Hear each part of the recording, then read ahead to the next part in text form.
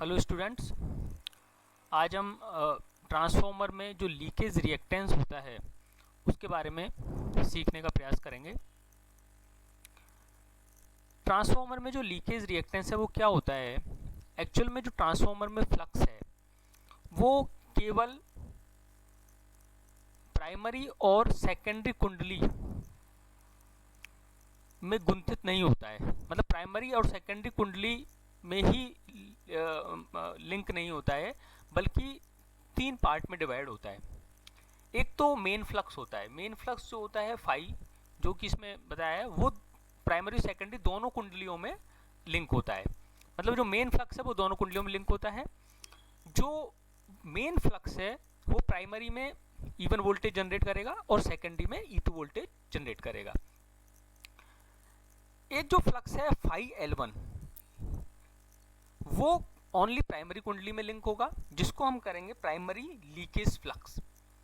और ये जो फ्लक्स है वो प्राइमरी जो कुंडली है, जो प्राइमरी वाइंडिंग है, उसमें जो N1 I1 है उसके समानुपाती होता है। Number of turns in the primary winding and number current in the primary winding.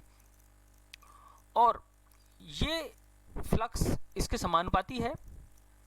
और N1 I1 जो है वो I1 के समानुपाती है।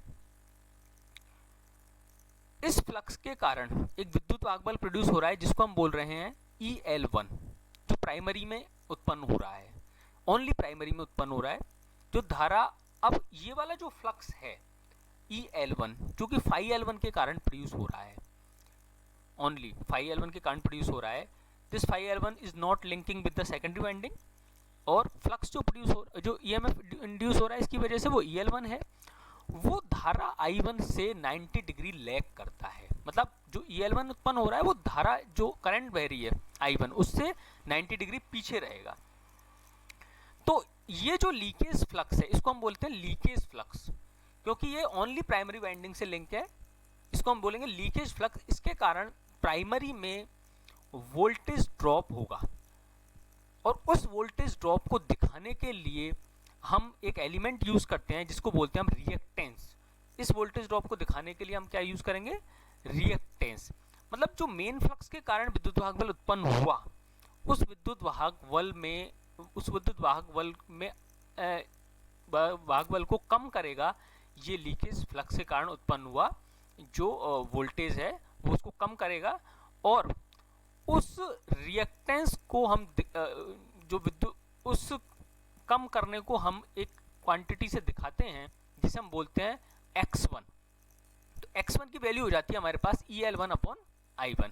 इस तरीके से ये रिएक्टेंस जो है होता है।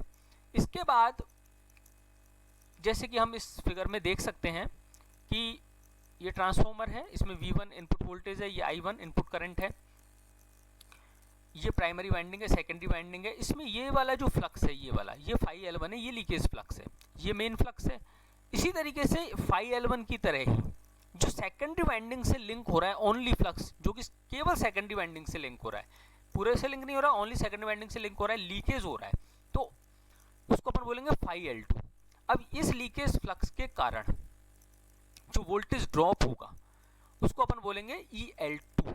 अब जो EL2 है उसको हम, जो वोल्टेज ड्रॉप है उसको हम किसी क्वांटिटी से दर्शाएंगे। उस क्वांटिटी का नाम हम दे देते हैं रिएक्टेंस, जो x2 होता है। और x2 की वैल्यू होती है सेम जैसे हमने प्राइमरी वाइंडिंग में किया था, उसी तरीके से x2 आएगा। x2 की वैल्यू हो जाएगी हमारे पास EL2 अपॉन I2। ये जो EL2 उत्पन्न होगा, जो ओनली सेकेंडरी वाइंडिंग में प्रोड्यूस हो रहा है, वो I2 से 90 डिग्री लैग करेगा। इस तरीके से हमने x1 और x2 को डिफाइन कर दिया। x1 is primary leakage reactance, x2 is secondary leakage reactance.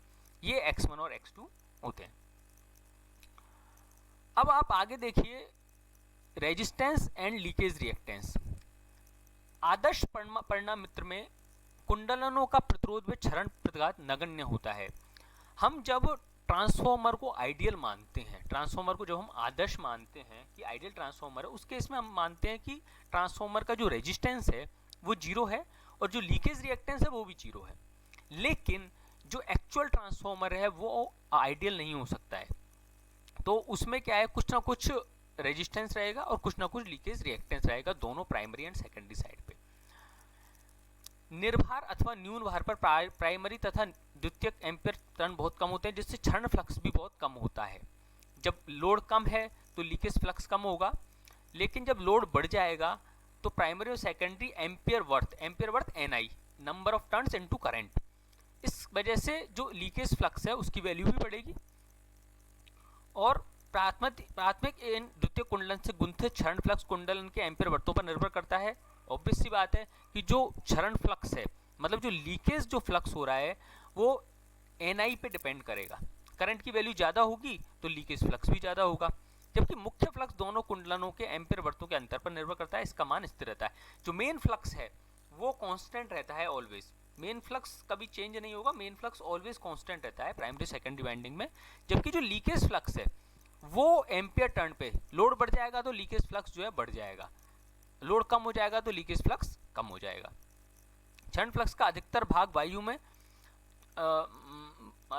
वायु में जिसका प्रतिष्ठंभ स्थिर होता है, अतः क्षण फ्लक्स धारा के समानुपाती होता है। अतः जिस कुंडलन में गुंथित होता है उसमें स्वयं द्वारा विद्युत भाग बल प्रेरित करता है।